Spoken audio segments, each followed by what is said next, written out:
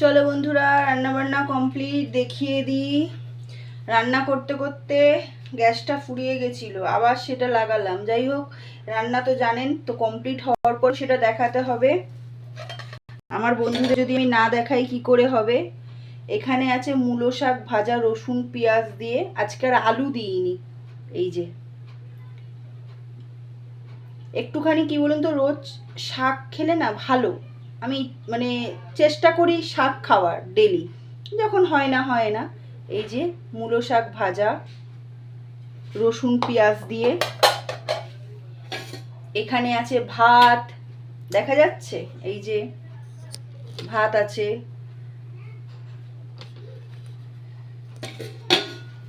আর এখানে আছে হচ্ছে লাল লাল টকটক করে ভোলা মাছের ঝোল আলু দিয়ে।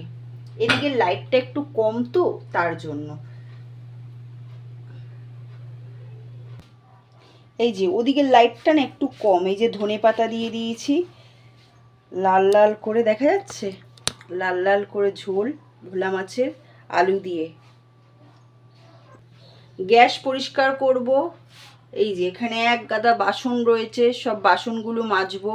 এই যে মানে কাজ করতে করতে ফুরায় না, এটার পর ওটা, ওটার পর ওটা, ওটার পর ওটা। রান্না করতে করতে গ্যাস ফুরিয়ে গেছিলো, আবার গ্যাস লাগালাম। পুরো রান্নাটা হওয়ার পরে গ্যাসটা ফুরা তা না, শেষ হবে না, অর্ধেক রান্নার সময় শেষ হবে। তো দেখালামই আমি, ভোলা মাছ দিয়ে আলু দিয়ে লাল লাল করে টকটকে একটু ঝোল ঝোল রেখেছি। আর মূলো শাকে আজকে আর আলু দিইনি, ওরকমভাবেই করেছি। কেটে রেখেছি বলে সুবিধা হয়েছে। এখন শুধু এই যে বাসনগুলো মাজবো। এই যে গ্যাস পরিষ্কার করব, ওখানে হাফ ঘর মুছে রয়েছে, ঘরটা মুছবো, বাসন মাজবো। ব্যাস দেখুন, অন্ধকার করে আসে, মনে হয় কি কত বেলা, কত রাত হয়ে গেছে। শীতকালে এটাই, আর কিচ্ছু না। তো কে কে খাবে ঝটফট করে চলে আসো। ভোলা মাছের ঝোল দিয়ে আর মূলো শাক দিয়ে কে কে খাবে। তোমাদের বাড়িতে কী রান্না হয়েছে সেটা একটা কমেন্টের মাধ্যমে জানিও।